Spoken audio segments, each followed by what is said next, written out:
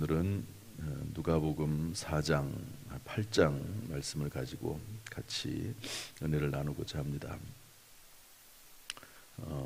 네 가지 땅에 떨어진 씨 비유라는 제목으로 오늘 말씀을 나누고자 합니다. 또 9절부터는 예수님께서 그 비유를 설명하시는 내용도 나옵니다.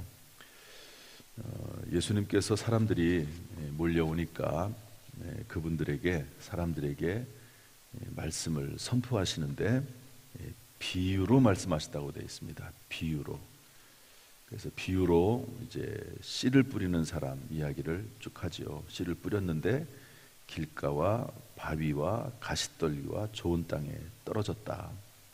그런데 어떤 땅에서는 열매를 맺혔는데 어떤 땅에서는 그렇지 못했다 하는 내용을 그냥 이야기하셨습니다. 그리고 우리는 이제 뒤에 부분 설명을 듣지만 거기까지 예수님은 거기까지만 이야기하신 겁니다. 우리가 뭐 쭉 다 읽었지만 사람들에게는 거기까지만 얘기를 했습니다. 그 이야기를 듣고 제자들이 이해를 못해요.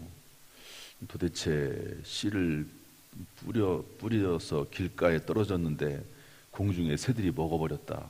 그래, 그렇지 뭐. 그럴 수 있지.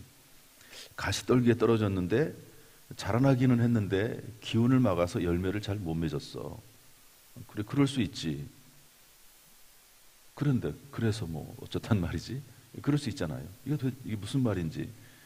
사람들에게는 거기까지만 얘기하니까 또 제자들도 그런 얘기만 들으니까 이해를 못하는 겁니다. 저나 여러분은 지금 이 말씀을 많이 들었고 또 거기에 대한 해석을 들었으니까 이게 이런 말이구나 이렇게 알 수 있지만 해석을 듣지 못하면 이게 무슨 말인지를 모르잖아요. 제자들이 나중에 예수님에게 물어봅니다. 이게 도대체 무슨 말이냐 그랬더니 하나님 나라 이야기다 이런 얘기입니다. 하나님 나라의 비밀을 10절에 그렇게 되어 있습니다. 하나님 나라의 비밀을 아는 것이 너에게 허락되었으나 하나님 나라 이야기라는 거예요. 그래서 그 부분을 설명을 해줍니다. 자세한 내용은 아마 오늘 다 끝나지 못할 것 같은데 오늘 본문 속에서 우리가 좀 발견할 수 있는 내용 중에 하나는 뭐냐면요, 예수님께서 비유로 말씀하셨다는 겁니다. 비유로. 한번 따라서 하시죠. 비유로 말씀하셨다. 4절에 그렇게 되어 있죠. 각 동네 사람들이 예수께로 나와 큰 무리를 이루니 예수께서 뭐로 말씀하셨다고요? 비유로 말씀하시되. 또 9절에 보면 제자들이 이 비유의 뜻을 물으니 비유라고 되어 있거든요. 이 비유라는 말을 헬라어로 찾아보니까 파라볼레라고 하는 그런 단어더라고요. 파라라고 하는 말은 옆이라고 하는 말입니다. 옆. 그래서 볼레라고 하는 말은 던진다는 말이거든요. 그러니까 예를 들어서 이거를 갖다가 설명을 할 때 그냥 그대로 단도직입적으로 이거는 종치는 거야 이렇게 설명을 하면 되는데 그렇게 하지 않고 이게 뭐냐, 요 휴지통 옆에 있는 거야. 옆으로 던지는 겁니다. 옆으로. 물론 이제 그렇게 말은 하지 않겠지만 뭐 모양은 이렇게 생겼고 뭐 어떻고 뭐 이런 내용들을 비유를 들어서 설명하는데 그 말을 뭐라고 보냐면 이런 의미입니다. 어려운 이치나 새로운 개념을 이미 알고 있는 개념과 내용을 빗대어서 설명하는 거. 여러분 우리가 천국에 대한 이야기를 들면요, 여러분 천국에 가본 사람이 있지요. 천국에 갔다 온 사람이. 그러나 그것을 믿을 수가 없어요. 사실은 100% 믿을 수가 없습니다. 왜냐하면 천국은 갈 수 있는 곳이 아니거든요. 그런데 천국을 설명을 해야 되잖아요. 천국을 어떻게 설명하시겠습니까? 설사 갔다 왔다 하더라도 이 땅에는 천국이 없는 것들이 너무 많아요. 천국을 설명하기에는 이 땅에 용어도 없고 이 땅에 뭐 마땅히 설명할 수 있는 것이 없는 거죠. 천국을 설명할 때. 그러면 할 수 없이 비유를 드는 겁니다. 그래서 요한계시록 21장 11절 18절 보면 천국에 대한 이야기를 쓰는데요. 벽옥과도 같아. 천국은 정금과 같아. 그 성곽이 다 금으로 되어 있어. 여러분, 천국이 정말로 금으로 되어 있을까요? 글쎄요. 그리고 길거리 걸어가는데도 다 금으로 되어 있다고 한번 생각을 해봅시다. 금으로 되어 있는 것이 다 좋은 걸까? 그렇지는 않다고 저는 보거든요. 얼마나 딱딱해요. 차갑고. 그럴 수 있지 않습니까? 그러니까 가장 좋은 곳을 설명하다 보니까 그 당시에 가장 좋은 게 뭐죠? 금이거든요. 그래서 그런 개념을 끌어들여서 천국을 설명을 하는 겁니다. 그것을 비유라고 하는데, 그런데 이 비유에 또 다른 효과가 있습니다. 그게 뭐냐면 원뜻을 너무 과도하게 직접적으로 노출시키지 않는 효과도 있습니다. 여러분, 이 해석을 보지 말고 이 말씀을 한번 들어보세요. 아까도 말씀드렸지만 바위에 떨어졌는데 싹이 났다가 습기가 없어서 말라버렸어. 그러면 그렇지, 무슨 말인지 대충 감은 잡겠는데 정확하게 이게 무슨 말인지 모릅니다. 그런 것처럼 이 비유라고 하는 것은 사람이 깨닫기에 쉬울 수도 있지만 오히려 그 말을 이해하기 어려울 수도 있습니다. 그래서 우리 9절 10절 말씀 한번 읽어볼까요? 비유를 예수님이 들은 이유가 있는데 9절 10절 읽어보겠습니다. 시작. 제자들이 이 비유의 뜻을 물으니 이르시되 하나님 나라의 비밀을 아는 것이 너희에게는 허락되었으나 다른 사람에게는 비유로 하나니 이는 그들로 보아도 보지 못하고 들어도 깨닫지 못하게 하려 함이라. 이렇게 되어 있습니다. 그러니까 비유는 전혀 새로운 개념을 설명하는 그런 중요한 도구이기도 하지만 또 비유를 통해서 그 내용을 잘 이해하지 못할 수도 있는, 정확하게 이해하기 어려운 그런 경우도 있습니다. 그래서 마치 잘못 무엇을 전하면은요, 돼지에게 진주를 던져주는 것과 똑같은 그런 현상이 일어나기 때문에 예수님께서 하나님 나라의 비밀에 대해서 이런 비유를 썼다 하는 것을 알 수가 있습니다. 이렇게 예수님께서는 비유를 들어서 말씀을 하셨는데 이 성경의 말씀 중에 그런 내용들이 참 많이 있습니다. 또 그리고 성경 자체를 우리가 해석할 때 잘 이해를 해야 되는 거죠. 그래서 성경을 가르치는 사람들이 필요한 겁니다.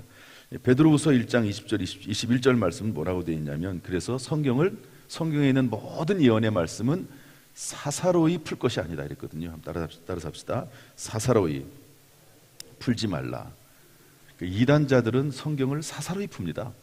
자기가 생각하는 어떤 관점에 따라서 성경을 풀어버려요. 그냥 어느 관점을 자기가 원하는 식으로 그 관점을 딱 세우고 그것을 중심으로 풀면 성경이요 완전히 또 새롭게 변화가 될 수 있거든요.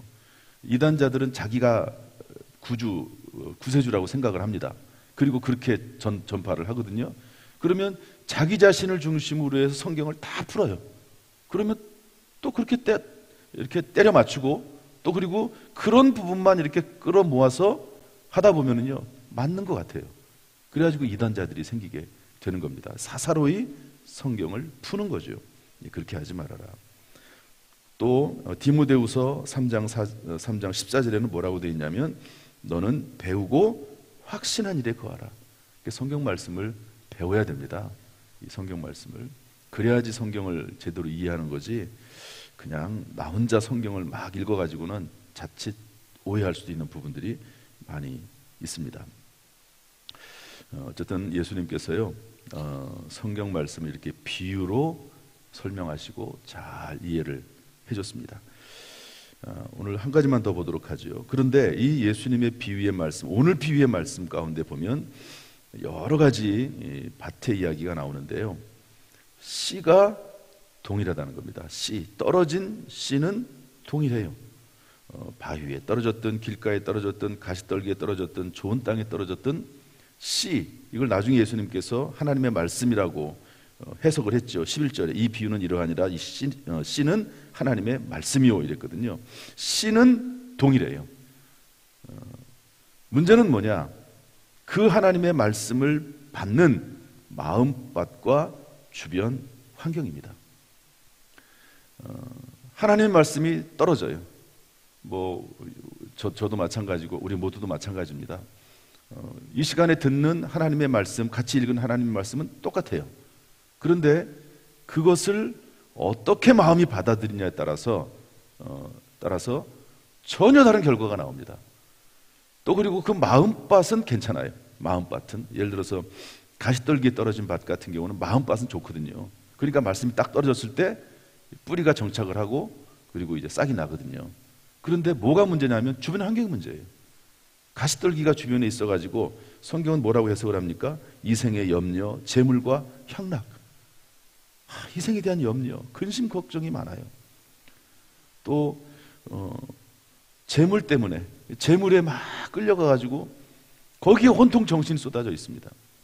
향락, 즐기고 먹고 마시고 노는 거 거기에 빠져가지고 말씀이 좋기는 좋아요. 말씀이 좋은데 이것도 좋아요. 노는 것도 좋아요. 향락도 좋아요. 돈 버는 것도 좋아요. 또 이런저런 근심 때문에 그 말씀이 막혀버리는 거죠. 그러니까 말씀은 똑같아요.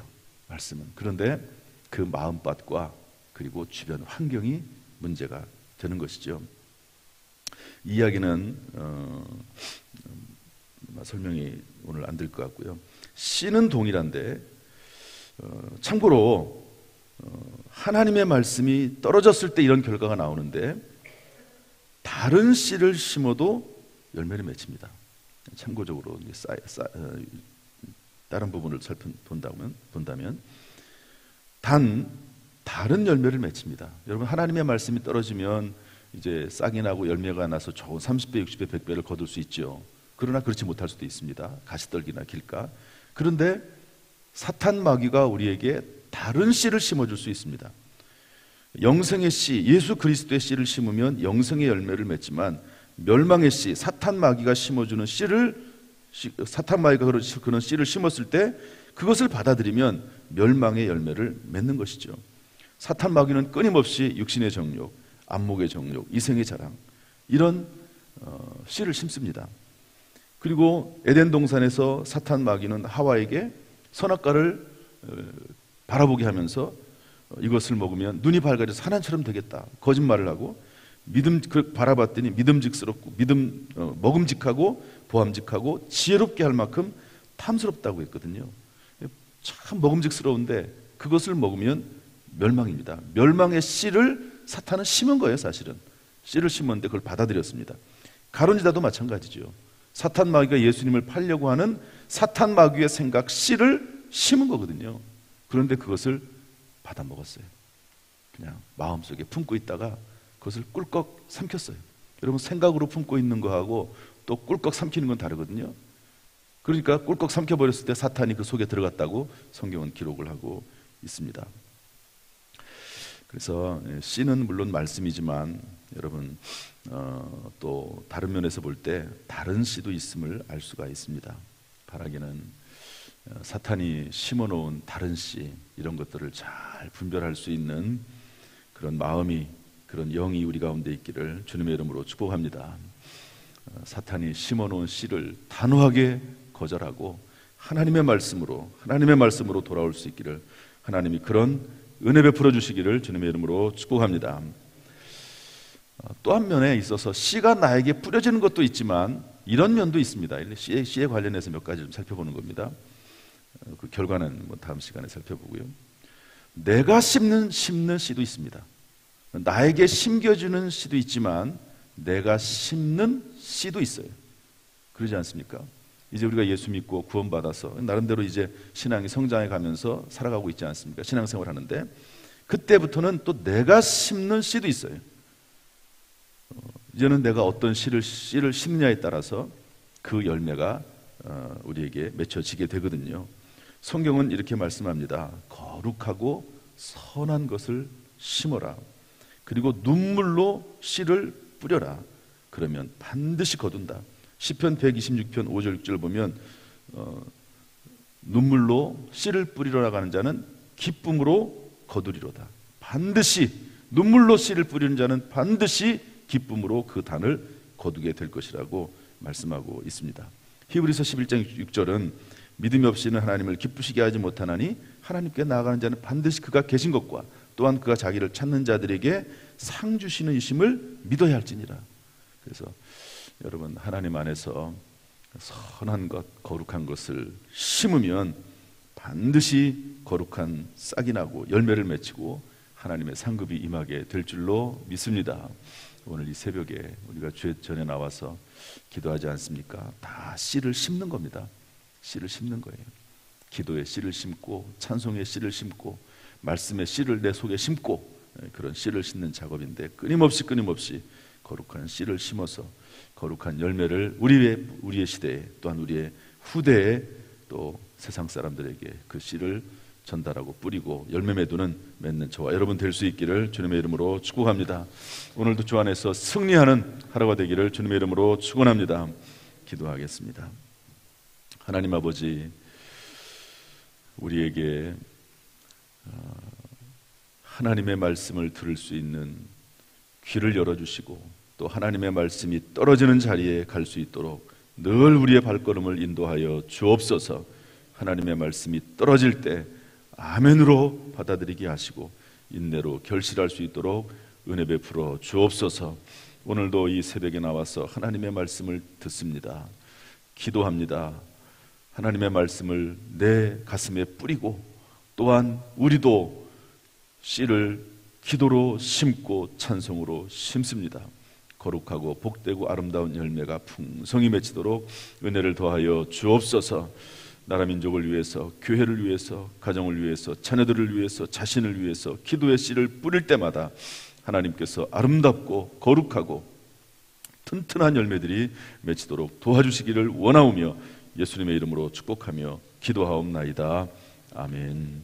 이제는 우리 주 예수 그리스도의 은혜와 아버지 하나님의 무한하신 사랑과 성령님의 교통하심이 이 시간 오늘도 주 앞에 나와 기도하며 찬송하며 하나님 앞에 기도의 씨앗을 심는 말씀의 씨를 심령에 심는 우리 모든 성도들 한 사람 한 사람 머리 위에, 그 가정, 직장, 사업, 자녀, 심령 위에 함께 하시기를 간절히 축원하옵나이다.